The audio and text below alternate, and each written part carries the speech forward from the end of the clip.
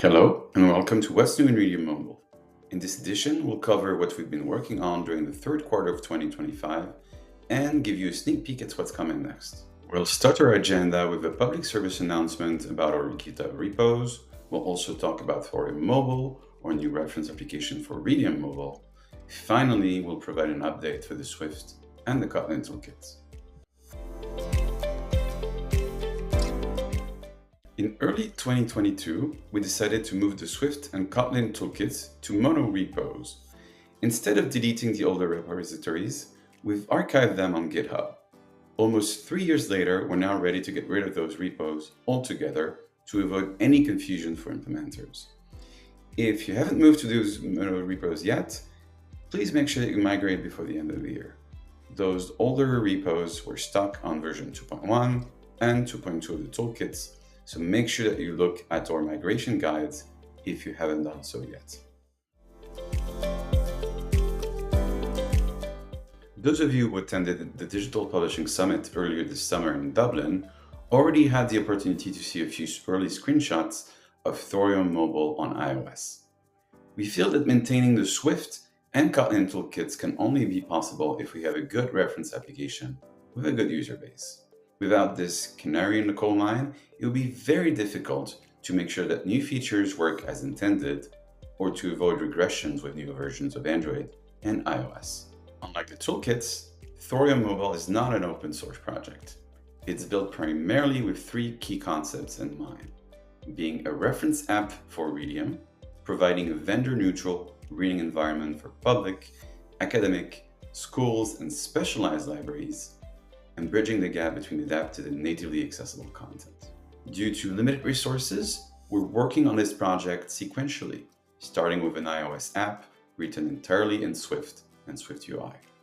A first private beta for iOS 26 is currently available for members of the community, and we expect to release a 1.0 next April. We expect to focus on an Android version starting in mid-2026, hopefully for a release in early 2027. Let's talk about the Swift toolkit now. First of all, I'd like to make another public service announcement. We've decided to bump the minimum level required by the toolkit to iOS 15. Moving forward, we expect to bump this version number every year. By targeting newer version of iOS, we greatly benefit from new features of the Swift language or the iOS platform. Apple recommends the developer to support the last two iOS versions. With this move, we'll support the last 5 versions instead. Initial work on Thorium Mobile has been helpful to identify a number of bugs and improvements to the current version of the toolkit. The next release will focus on them. Among them, we've identified a potential bug related to the progression in a chapter. After this bug fix release, we'll focus on new features. If you've watched our video dedicated to Readium Web, you already know the drill, since our priorities are aligned. These items include support for web publications, a migration to Readium CSS v2, support for media overlays, and a new API for read aloud to improve how we handle text-to-speech. Moving on to the Kotlin toolkit, the biggest announcement is the support for the new 16 kilobytes page size requirement. Google enforced this requirement on November 1st, 2025 for all new apps and updates to existing ones. Make sure to update to the latest version of the toolkit before you submit your next update to the Play Store. Otherwise, you might get rejected. Our priorities for the Kotlin toolkit are aligned with Swift, but on a different timeline. A new EPUB navigator is currently under development. Written entirely in Compose, this navigator improves fixed layout support and introduces the ability to read EPUB files in a continuous scroll. Behind the scenes, we've also moved to Readium CSS v2, bringing along a new approach for text and layout.